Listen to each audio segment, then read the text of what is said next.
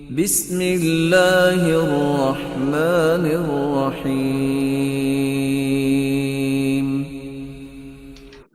إن الحمد لله نحمده ونستعينه ونستغفره ونؤمن به ونتوكل عليه ونعوذ بالله من شرور أنفسنا وسيئات أعمالنا من يهده الله فلا مضل له ومن يضلل فلا هادي له وأشهد أن لا إله إلا الله وحده لا شريك له وأشهد أن محمدا عبده ورسوله أما بعد فإن خير الحديث كتاب الله وخير الهدي هدي محمد صلى الله عليه وسلم وشر الأمور محدثاتها وكل محدثة بدعة وكل بدعة ضلالة وكل ضلالة في النار. اسلامی بھائیو، آج کا درس قربانی کی یاد اور قربانی کے مسائل سے متعلق ہے. ابراہیم علیہ السلام اللہ رب العالمین کے حکم سے اپنے بیٹے اسماعیل علیہ السلام کو اللہ کی راہ میں قربان کرنے کے لیے تیار ہو گئے، اور پھر اس سنت کو اللہ رب العالمین نے قیامت تک آنے والے مسلمانوں کے لیے زندہ کر دیا. ابراہیم علیہ السلام عراق میں بابل کے علاقے میں پیدا ہوئے، اور جس گھر میں پیدا ہوئے وہ صنم پرستوں اور کواکب پرستوں کا گھر تھا. ابراہیم علیہ السلام کا باپ آزر خود بتکدے پر نگراں تھا، اور اس طرح سے ابراہیم علیہ السلام ایسے گھر میں پیدا ہوئے جہاں پر بتوں ہی کا بول بالا تھا، بناوٹی بتوں کا. اللہ رب العالمین نے قرآن مجید کی سورہ مریم کے اندر فرمایا، وَاذْكُرْ فِي الْكِتَابِ إِبْرَاهِيمَ إِنَّهُ كَانَ صِدِّيقًا نَبِيًّا.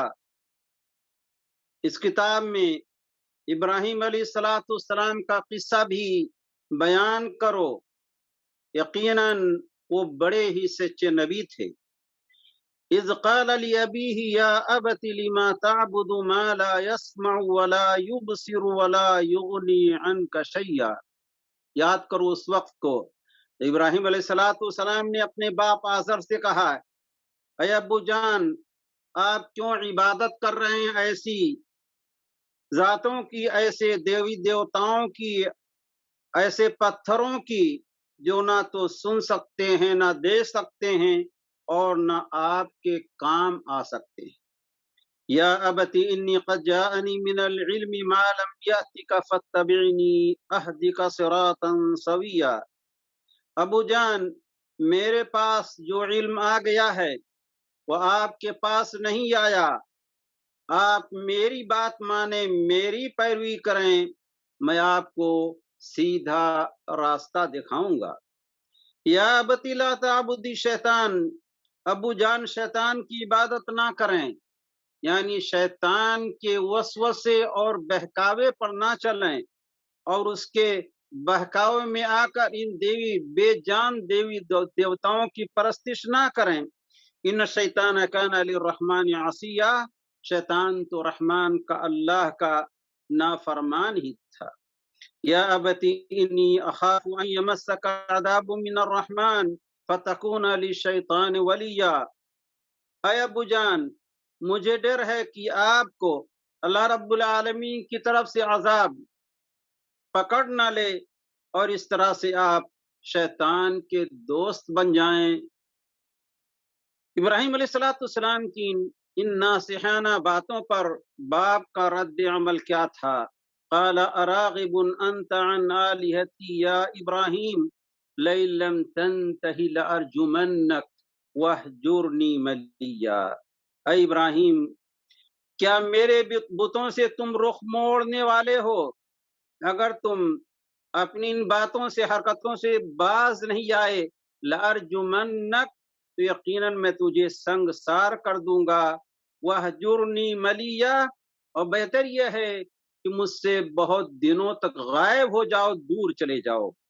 ابراہیم علیہ السلام کا جواب تھا قال سلام علیک، آپ پر سلام، سلام، سلام علیکم اور سلامتی کی دعا کے طور پر نہیں ہے، بلکہ رخصت ہونے والا انسان جب کسی کو چھوڑ کے جاتا کہتا ٹھیک ہے مع السلامہ، اس طرح سے ساستغفر لک ربی انہ کان بی حفیہ، میں آپ کے لیے اپنے رب سے بخشش کی دعا کرتا رہوں گا، میرا رب میرے اوپر بڑا ہی مہربان ہے۔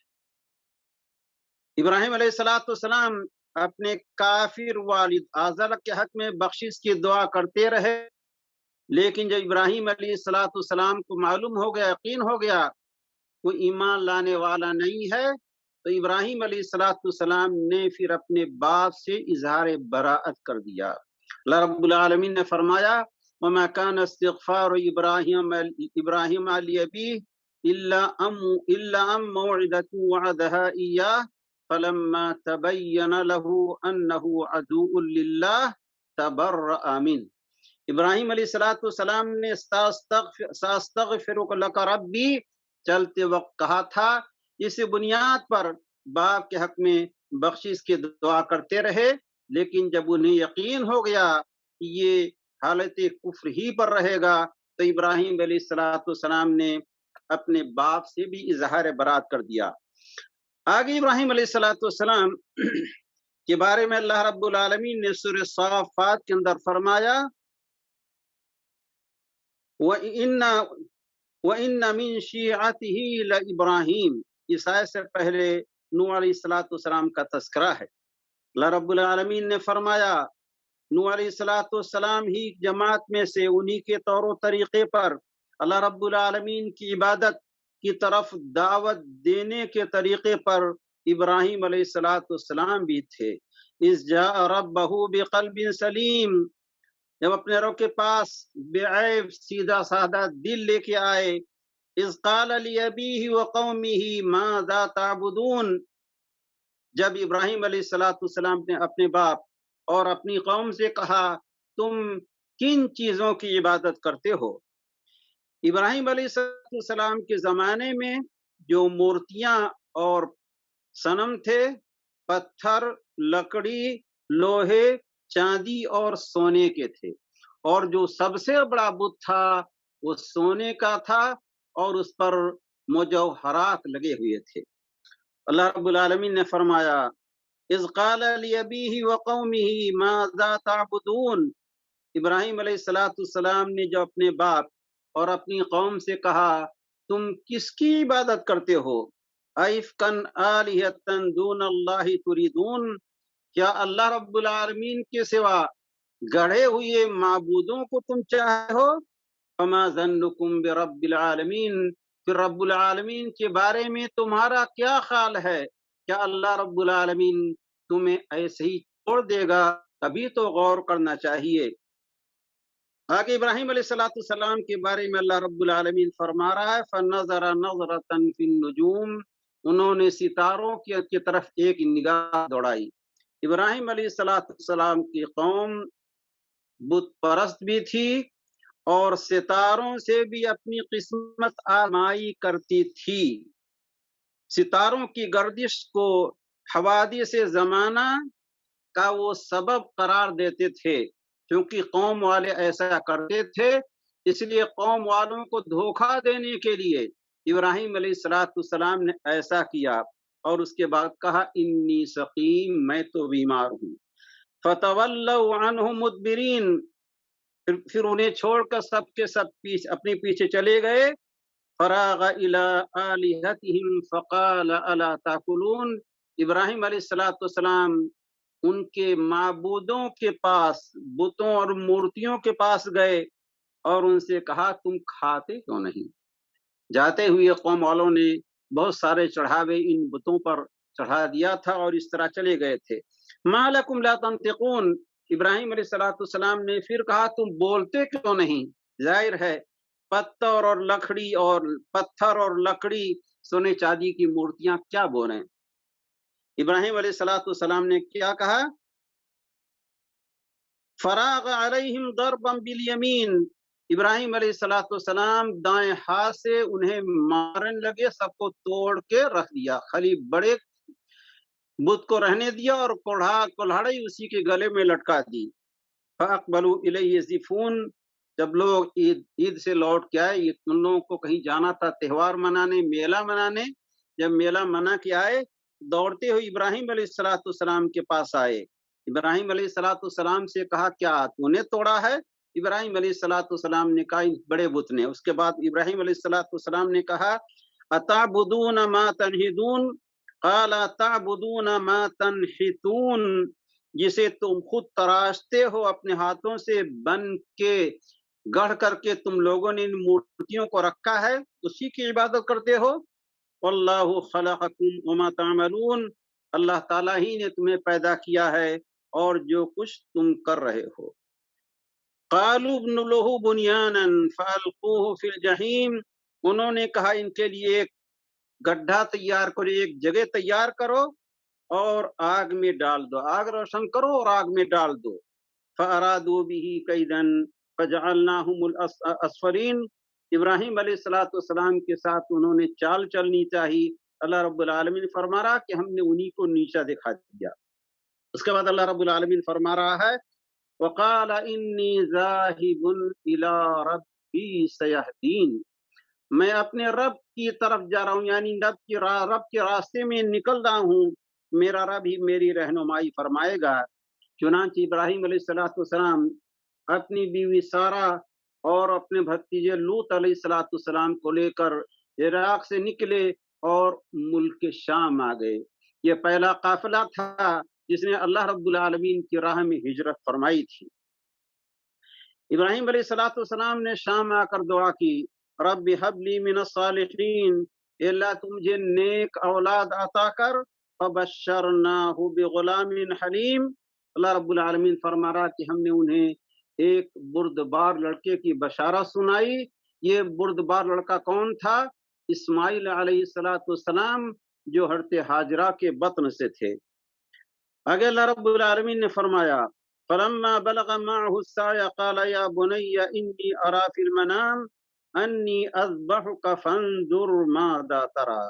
बड़ी तमन्नाओं, बड़ी दुआओं, बड़ी आरज़ुओं के बाद इब्राहिम अलैहिस्सलाम के घर हज़रत हाजरा के बतन से हज़रत इस्माइल पैदा हुए और अब अल्लाह रब्बुल आलमीन की तरफ से हुक्म दिया जा रहा है कि इस बेटे को मेरी राह में कुर्बान कर दो।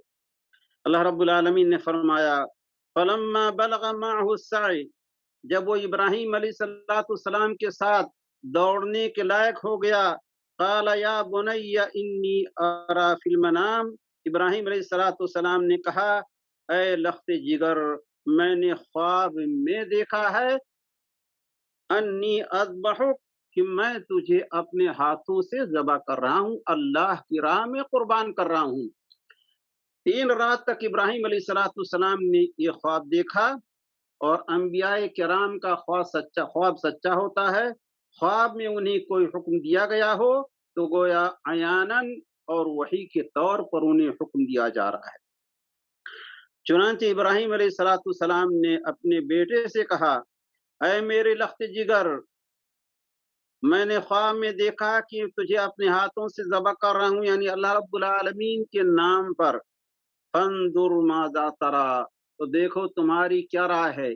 इब्राहिम अलैहिस्सलाम की पूछने का मतलब ये नहीं था कि इस्माइल कह दें कि नहीं तो नहीं ज़बह करेंगे। नहीं, इब्राहिम अलैहिस्सलाम ये देखना चाहते थे कि वो बेटा जिसकी मैंने दीनी तरबियत की है, आया वो अल्लाह रब्बुल आलमीन के इस फरमान पर अमल करने के लिए और अपनी जान आखिरी के हवाले करने के लिए तैयार है कि नहीं। बेटे ने कहा, या बती फअल मा तुमर, ए अबू जान, आपको जिसका हुक्म दिया गया उसको बजा लाइए, मुझे अब अल्लाह की राह में ज़बह कर दीजिए। सतजिदुनी इंशाअल्लाहु मिनस साबिरीन, इंशाअल्लाह मुझे आप सब्र करने वाला पाएंगे। अल्लाह रब्बुल आलमीन ने आगे फरमाया, फलम्मा अस्लमा, जब बाप और बेटे दोनों अल्लाह रब्बुल आलमीन का हुक्म बजाने के लिए सरापा मोती और इबादत गुजार हो गए, وَتَلَّهُ لِلْجَبِينِ، اور ابراہیم علیہ السلام نے حضرت اسماعیل کو پہلو کے بل لٹا دیا، ذبح کرنا چاہتے تھے۔ وَنَادَيْنَاهُ أَن يَا إِبْرَاهِيمُ، ہم نے پکار کے کہا، اللہ رب العالمین فرما رہا ہے ہم نے پکار کے کہا کہ اے ابراہیم قد صدقت الرؤیا، تو نے خواب کو سچ کر دکھایا، انا کذالک نجزی المحسنین، ہم نیک کام کرنے والوں کو ایسے ہی بدلہ دیتے ہیں، آزماتے ہیں اور آزمائش میں کھرا اترنے کے بعد ہم انہیں بہترین بدلہ دیتے ہیں۔ ان ھذا لہو البلاء المبین، یقیناً یہ بہت بڑی کھلی ہوئی آزمائش تھی۔ وفدیناہ بذبح عظیم، اور ہم نے ان کے فدیے میں بہت ذبح عظیم عطا کر دیا۔ علامہ ابن کثیر کہتے ہیں جنتی دمبا آیا اور ابراہیم علیہ السلام نے اسے ذبح کیا، مگر ذبح عظیم آپ یوں کہہ لیں، ذبح کو عظیم اس لیے کہا گیا ہے کہ قیامت تک یہ سنت مسلمانوں کے اندر برقرار رہے گی۔ وَتَرَكْنَا عَلَيْهِ فِي الْآخِرِينَ سَلَامٌ عَلَى إِبْرَاهِيمَ، تو معلوم ہوا کہ یہ قربانی ابراہیم علیہ السلام اور اسماعیل علیہ السلام کی سنت ہے۔ اللہ رب العالمین کی راہ میں یہ ابراہیم علیہ السلام اپنے اکلوتے بیٹے اسماعیل علیہ السلام کو قربان کرنے کے لیے تیار ہو گئے، تو اللہ رب العالمین نے ان کے اس اخلاص اور اطاعت اور تابعداری کے جذبے کو شرف قبولیت سے نوازا، اور قیامت تک کے لیے یہ سنت اللہ رب العالمین نے برقرار رکھی۔ قربانی اس سلسلے میں اختلاف ہے کہ آیا واجب یا سنت، لیکن راجح یہ ہے کہ صاحب استطاعت پر قربانی واجب ہے، اور اسی لیے اللہ رب العالمین نے قربانی کو قرآن مجید میں صلاۃ اور نماز کے ساتھ اللہ رب العالمین نے قربانی کا تذکرہ کیا ہے۔ چنانچہ سورہ انعام آیت نمبر 162 اور 163 کے اندر اللہ رب العالمین نے فرمایا قل ان صلاتی ونسکی ومحیای ومماتی للہ رب العالمین لا شریک لہ وبذالک امرت وانا اول المسلمین، کہہ دیجئے میری نماز اور میری قربانی، صلاتی و نسکی، میری زندگی اور میری موت سب اللہ رب العالمین کے لیے ہے، ان چیزوں میں اللہ کا کوئی شریک نہیں، اور مجھے اسی بات پر عمل کرنے کا حکم دیا گیا ہے، اور اللہ رب العالمین کے اس فرمان پر میں سب سے پہلے عمل کرنے والا ہوں۔ سورہ کوثر کے اندر اللہ رب العالمین نے فرمایا فَصَلِّ لِرَبِّكَ وَانْحَرْ، اپنے رب کے لیے نماز پڑھو اور اپنے رب ہی کے لیے قربانی کرو۔ تو نماز کے ساتھ اللہ رب العالمین نے قربانی کا تذکرہ کر کے دراصل یہ بتایا ہمیں کہ جس طرح سے نماز ضروری ہے ویسے ہی صاحب استطاعت کے لیے قربانی بھی ضروری ہے۔ اللہ رب العالمین نے قرآن مجید کی سورہ حج کے اندر فرمایا وَلِكُلِّ أُمَّةٍ جَعَلْنَا مَنْسَكًا لِيَذْكُرُوا اسْمَ اللَّهِ عَلَى مَا رَزَقَهُم مِّن بَهِيمَةِ الْأَنْعَامِ فَإِلَٰهُكُمْ إِلَٰهٌ وَاحِدٌ فَلَهُ أَسْلِمُوا وَبَشِّرِ الْمُخْبِتِينَ، ہر امت کے اندر ہم نے قربانی کا طریقہ رکھا ہے، کس لیے؟ تاکہ اللہ رب العالمین کے نام کو لو یاد کرو ان چوپایوں پر جنہیں اللہ رب العالمین نے تمہیں بطور رزق عطا کیا ہے، یعنی جانور کو قربان کرتے ہوئے اللہ رب العالمین کا نام لو۔ آگے فرمایا فَإِلَٰهُكُمْ إِلَٰهٌ وَاحِدٌ، تمہارا معبود ایک ہی ہے، اللہ رب العالمین ہی ہے، فَلَهُ أَسْلِمُوا، اسی کے تابع دار ہو جاؤ، وَبَشِّرِ الْمُخْبِتِينَ، اور جو عاجزی کرنے والے ہیں اللہ کے لیے انہیں بشارت سنا دو۔ فَإِلَٰهُكُمْ إِلَٰهٌ وَاحِدٌ کر کے دراصل یہ بتایا کہ قربانی صرف اللہ رب العالمین ہی کے لیے ہونی چاہیے، نہ تو شاہ عبد القادر جیلانی کا 11ویں کا مرغا ہو، نہ کچھ اور ہو۔ ہر طرح کی عبادت، ہر طرح کی قربانی یہ اللہ رب العالمین ہی کے لیے ہونی چاہیے۔ جانوروں کو اللہ نے پیدا کیا، انہی کو اللہ رب العالمین نے بڑھایا اور پالا، اس لیے جانوروں کو اللہ رب العالمین ہی کی خوشنودی کے لیے اسی کے نام سے ذبح کرنا چاہیے۔ آگے سورہ حج کے اندر اللہ رب العالمین نے فرمایا وَالْبُدْنَ جَعَلْنَاهَا لَكُم مِّن شَعَائِرِ اللَّهِ۔ بدن، یہ بدنا کی جمع ہے، یہ عام طور پر اونٹ کو بدنا کہا جاتا ہے، لیکن گائے پر بھی اس کا اطلاق ثابت ہے۔ وَالْبُدْنَ جَعَلْنَاهَا لَكُم، تمہارے لیے ہم نے قربانی کے اونٹوں کو بنایا۔ یہ اللہ رب العالمین کی نشانات میں سے ہیں، یعنی اللہ رب العالمین کی عبادت اور اللہ رب العالمین کی اطاعت کے طریقوں میں سے ہیں۔ لَكُمْ فِيهَا خَيْر، تمہارے لیے جانوروں کے اندر بھلائی ہے۔ فَاذْكُرُوا اسْمَ اللَّهِ عَلَيْهَا صَوَافَ، تو اللہ رب العالمین کا نام اس پر لو جب وہ کھڑے ہوں۔ اونٹ کو دراصل ذبح کیسے کرتے ہیں؟ اس کا بایاں ہاتھ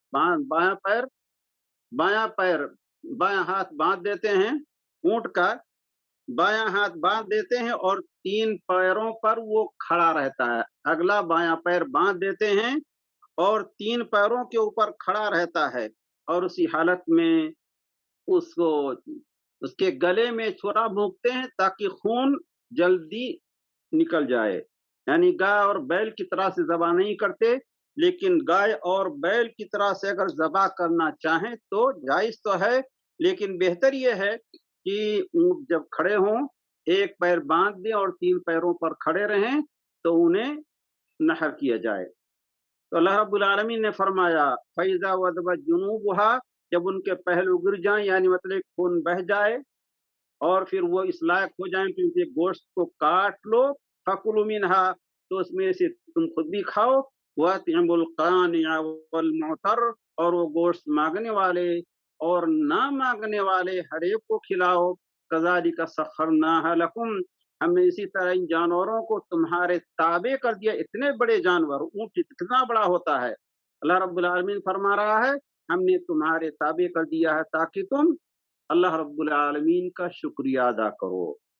آگے اللہ رب العالمین نے فرمایا جانوروں کو جو اللہ کی راہ میں قربان کرنے کا حکم کیا گیا ہے، تو اللہ رب العالمین کے پاس جانوروں کا گوشت یا اس کا خون تو نہیں پہنچتا۔ اللہ رب العالمین یہ دیکھنا چاہتا ہے کہ تمہارے دلوں کے اندر اخلاص ہے کہ نہیں، اور اللہ رب العالمین کے لیے جانوروں کو قربان کرنے کا جذبہ تمہارے دلوں میں ہے کہ نہیں۔ لَن يَنَالَ اللَّهَ لُحُومُهَا وَلَا دِمَاؤُهَا، اللہ رب العالمین تک تمہارے جانوروں کا گوشت نہیں پہنچتا اور نہ تو ان کا خون، وَلَكِن يَنَالُهُ التَّقْوَى مِنْكُمْ، بلکہ اللہ رب العالمین کے پاس تمہارے دلوں کا تقوی اور پرہیزگاری اور اخلاص ہی پہنچتا ہے۔ كَذَلِكَ سَخَّرَهَا لَكُمْ، اللہ رب العالمین نے اسی طرح ان جانوروں کو تمہارے تابع کر دیا ہے، لِتُكَبِّرُوا اللَّهَ عَلَى مَا هَدَاكُمْ، تاکہ جو طریقہ اللہ رب العالمین نے تمہیں بتایا ہے اس طریقے پر اللہ رب العالمین کی بڑائی بیان کرو۔ وَبَشِّرِ الْمُحْسِنِينَ، اور جو نیک کام کرنے والے ہیں، اللہ رب العالمین کی راہ میں قربانی پیش کرنے والے، ان کو بشارت سنا دو۔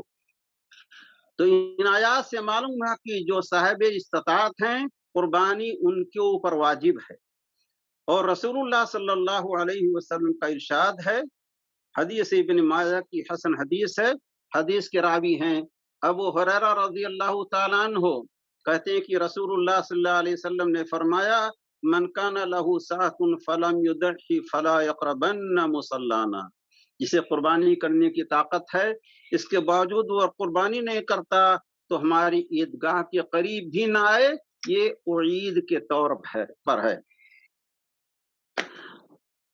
اب چند آداب ہم آپ کو بتاتے ہیں قربانی سے متعلق۔ جن لوگوں کو قربانی کرنے کی نیت ہے تو ذی الحجہ کا چاند دیکھنے کے بعد سے نہ تو اپنے بال کاٹیں، نہ ناخن تراشیں، اور نہ جسم سے کسی طرح کا کوئی چمڑا یا اور کچھ نکالیں۔ رسول اللہ صلی اللہ علیہ وسلم کا ارشاد ہے، حدیث مسلم شریف کی، حدیث کی راویہ ہیں ام سلمہ رضی اللہ تعالی عنہ، کہتی ہیں کہ رسول اللہ صلی اللہ علیہ وسلم نے فرمایا من کان لہ ذبح یذبحہ فاذا احل ہلال ذی الحجہ فلا یأخذن من شعرہ ولا من اظفارہ شیئا حتی یضحی، اور ایک روایت میں ہے فلا یمس من شعرہ ولا بشرہ شیئا۔ جن کے پاس قربانی کا جانور ہے اور قربانی کرنا چاہتے ہیں تو ذی الحجہ کا چاند جب نظر آ جائے نہ تو اپنے بال میں سے کچھ لیں، نہ ناخن تراشیں، یہاں تک کہ قربانی کر دیں۔ ایک روایت کے اندر ہے کہ نہ تو اپنے بال کو ہاتھ لگائیں اور نہ جسم کے کسی حصے کو، چمڑے کو۔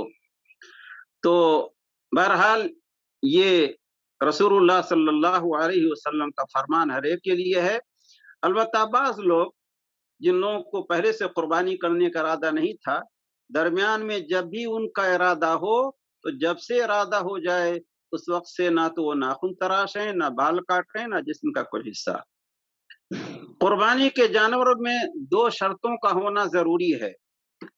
پہلی شرط یہ ہے کہ مطلوبہ عمر کو جانور پہنچ چکا ہو۔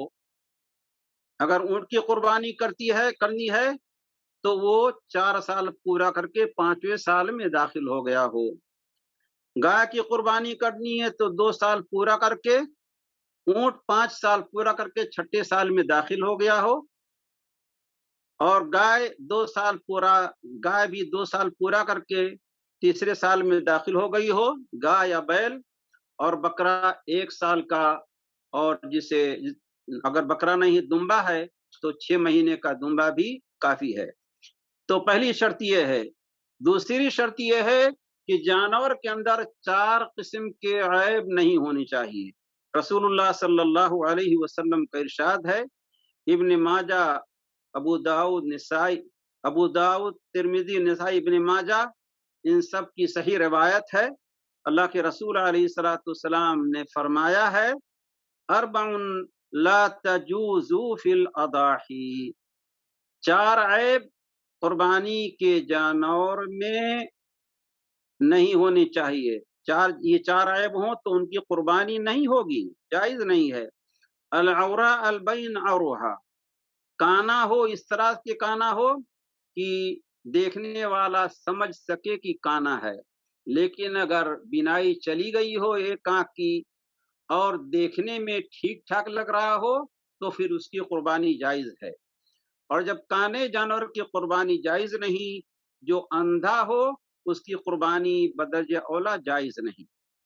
والمریضہ البین مرضها، بیمار جانور جس کی بیماری واضح ہو، جیسے نکل آئی ہو، کوئی اور بیماری ہو، کھانستا ہو، دیکھنے والا یہ سمجھ سکے کہ بیمار ہے۔ والعرجاء البین ضلعها، اور لنگڑا جس کا لنگڑانا پن ظاہر ہو، لیکن لنگڑا ہے لیکن چلنے میں بظاہر کوئی محسوس نہیں کر پاتا تو اس کی قربانی جائز ہے۔ والکثیر التی لا تنقی، اور اتنا زیادہ کمزور ہو کہ اس کی ہڈیوں کے اندر گودے ہی نہ رہ گئے ہوں تو ایسے جانور کی بھی قربانی جائز نہیں ہے۔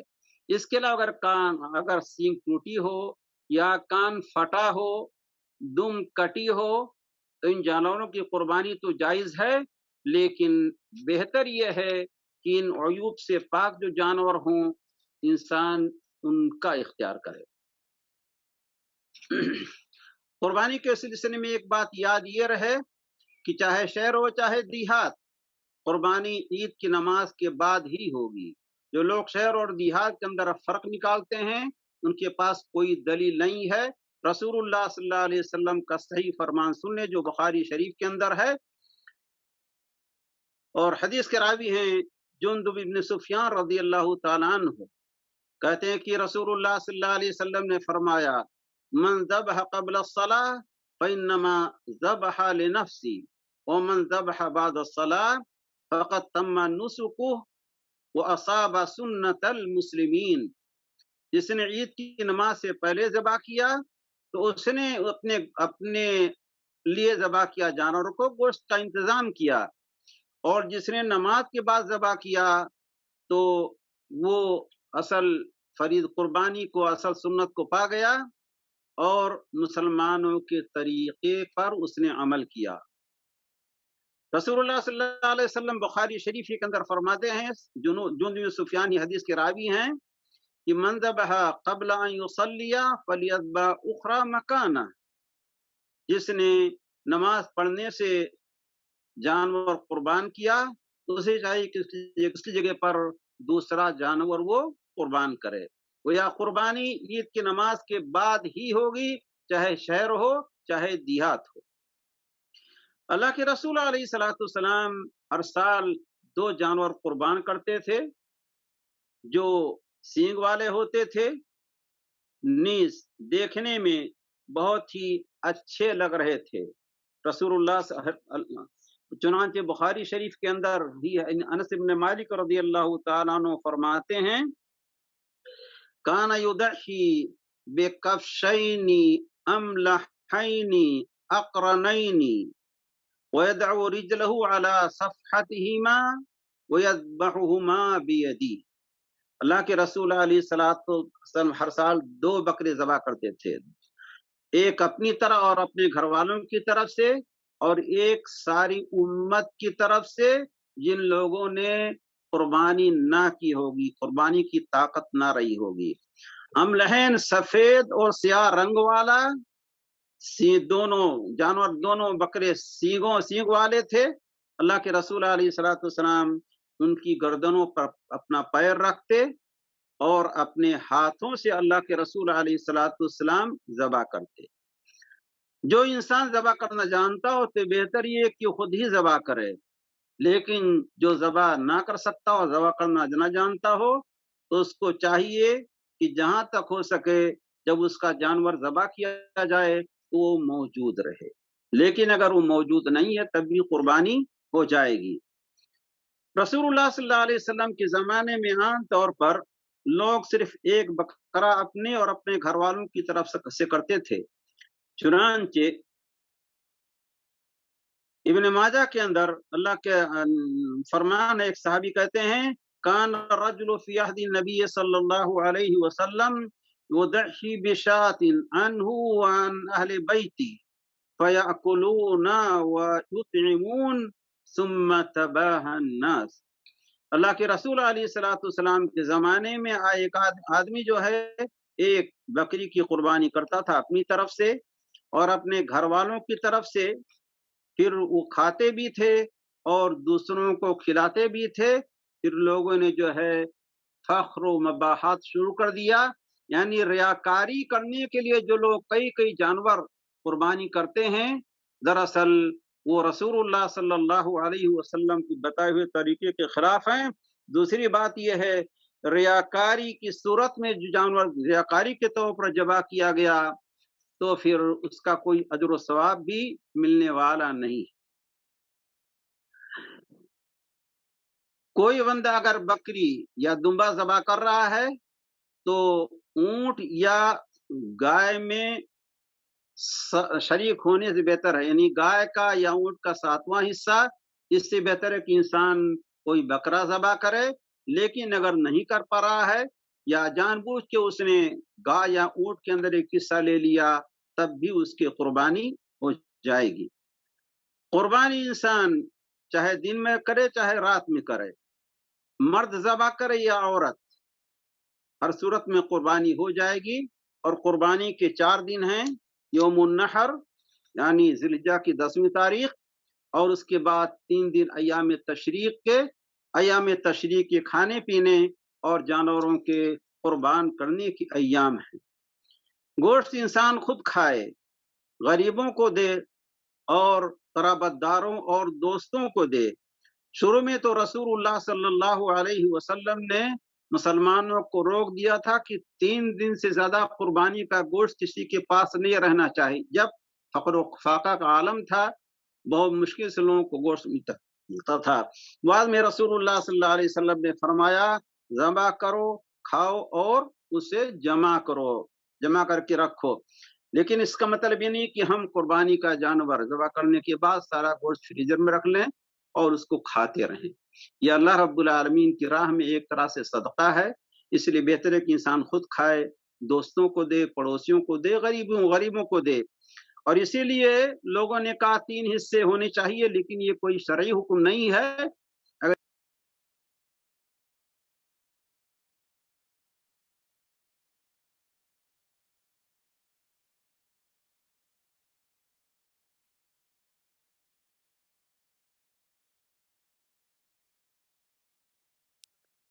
لیکن ظاہر ہے آن مقدم ہیں۔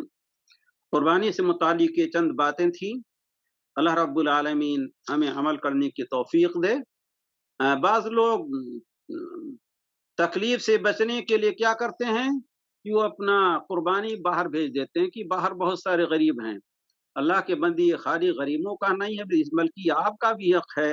آپ بحرین میں کرنا چاہیں تو آسانی سے کر سکتے ہیں، اس کا گوشت خود بھی کھائیں اور دوسروں کو بھی دیں۔ قربانی کے جانوروں کے سلسلے میں چند حدیثیں بہت مشہور ہیں۔ ان میں سے ایک حدیث یہ ہے کہ قیامت کے دن آئے گا اپنے سینگوں اور اپنے چمڑوں کے ساتھ اور بالوں کے ساتھ، اور خون زمین گرنے سے پہلے اللہ رب العالمین کے دربار میں وہ جانور مقبول ہو جاتا ہے۔ اسی طرح سے ہر بال کے بدلے میں نیکی ہے۔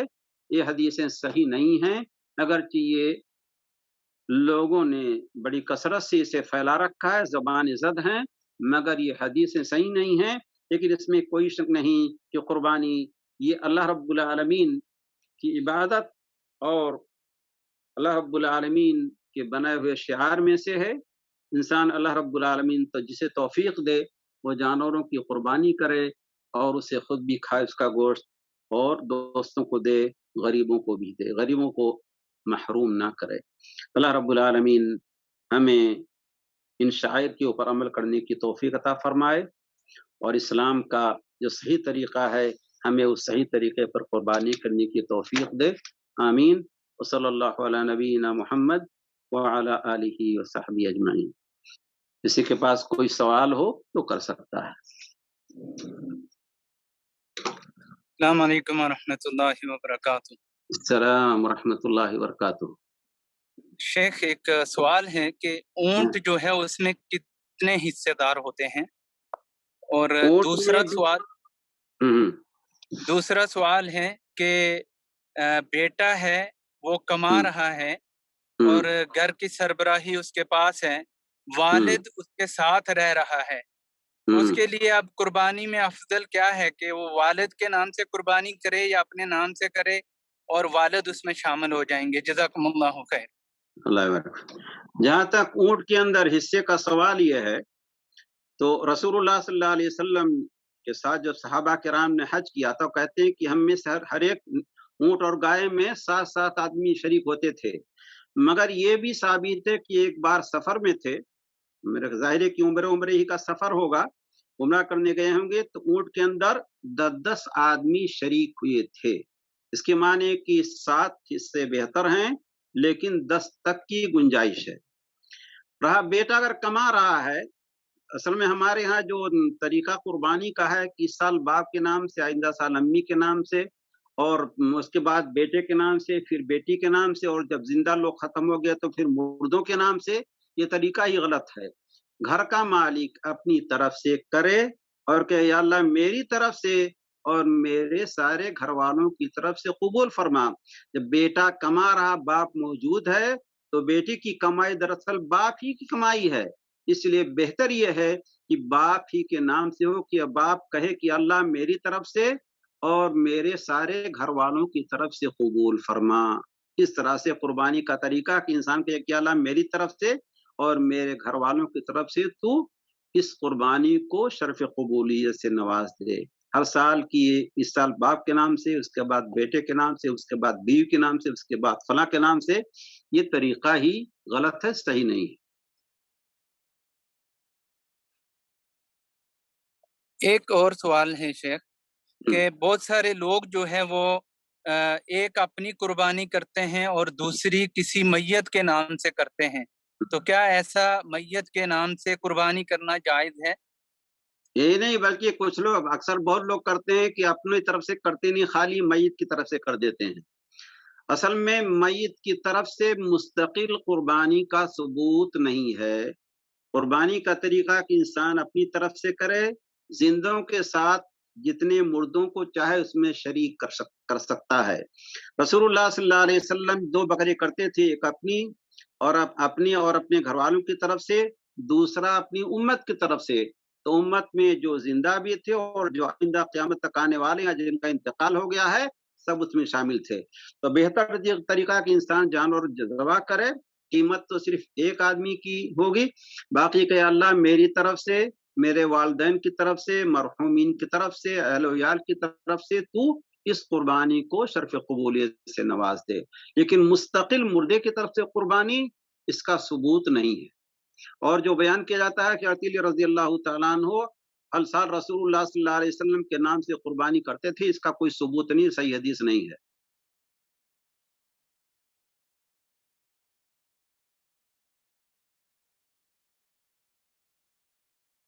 اور کوئی سوال کسی کے پاس؟